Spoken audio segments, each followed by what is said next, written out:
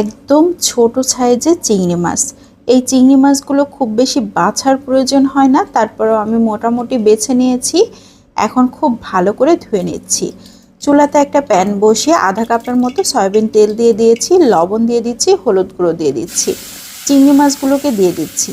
এখানে 1.5 কাপের মতো চিংড়ি মাছ আছে। চিংড়ি মাছগুলোকে এখন খুব ভালো করে ভেজে নিতে হবে।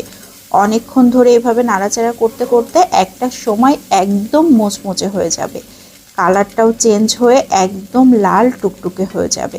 তখন বুঝতে হবে আমাদের চিংড়ি মাছ ভাজিটা কমপ্লিট হয়ে গিয়েছে। এখন আমি প্যান থেকে উঠিয়ে নিয়েছি। আবারও 2 টেবিল চামচের মতো সয়াবিন তেল দিয়ে দিয়েছি, 1 কাপ পেঁয়াজ কুচি, 5-6টার মতো কাঁচামরিচ ফালি দিয়েছি, লবণ দিয়েছি, হলুদ গুঁড়ো দিয়েছি। খুব ভালো করে নেড়েচেড়ে নরম করে নিয়েছি পেঁয়াজটা। এখন দিয়ে দিচ্ছি সেই ভেজে রাখা চিংড়ি মাছ। চিংড়ি মাছটা যদি এভাবে ভাজা হয় তাহলে